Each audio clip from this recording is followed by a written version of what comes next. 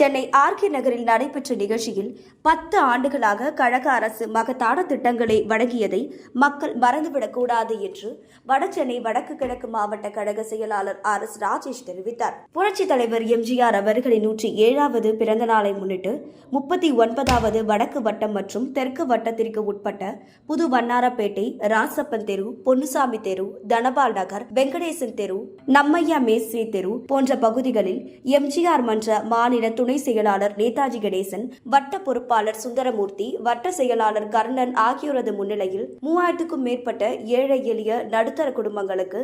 அரிசி, சர்க்கரை, வெல்லம் உள்ளிட்ட மளிகை பொருட்கள் அடங்கிய பெட்டகங்களை வடசென்னை வடக்கு கிழக்கு மாவட்ட கழக செயலாளர் RS ராஜேஷ் வழங்கினார். அப்பொழுது அப்பகுதி மக்களிடையே பேசிய மாவட்ட செயலாளர், கழக அரசால் வழங்கப்பட்டு வந்த அனைத்து மகத்தான திட்டங்களான தாலிக்கு தங்கம், திருமண நிதி உதவி, முதியோர் உதவித்தொகை, மானிய விலையில் ஸ்கூட்டி போன்ற முத்தான திட்டங்களை இந்த திமுக அரசு முடக்கிவிட்டதாக குற்றம் சாட்டினார். மேலும் மின்கட்டண உயர்வு, சொத்து வரி உயர்வு, அரிசி, பால் விலை உயர்வு என வீடு கட்டுமான பொருட்கள் மற்றும் அனைத்து விலைகளும் கடுமையாக உயர்ந்துள்ளதாகவும் அவர் குற்றம் சாட்டினார். இந்த நிகழ்ச்சியில் ஸ்ரீல் ரவிச்சந்திரன், மக்கள் மகேந்திரன், புலிமுருகன், பர்கான்பாய், நிர்மல்குமார், பிரசாத், இளவரசன், பிரபாகரன், பாபுராஜ், திலீப், குட்டி, ரமேஷ், வடிவேலு, சதீஷ், கோபி, சின்ன பொண்ணு, பிரியா, ஜெயா, ஆறுமுகம், பன்னீர்செல்வம், லதா, விஜய், முருகன், முனிரத்னம், ரூபன், சேகர், சித்ரா, செல்வி, ஜெயா, சாரதா, விஜயலட்சுமி, தனலட்சுமி, சுமதி மற்றும் வட்ட பிராணி நிர்வாகிகள், மகளிர் அணியினர் உள்ளிட்ட பலர் கலந்து கொண்டனர்.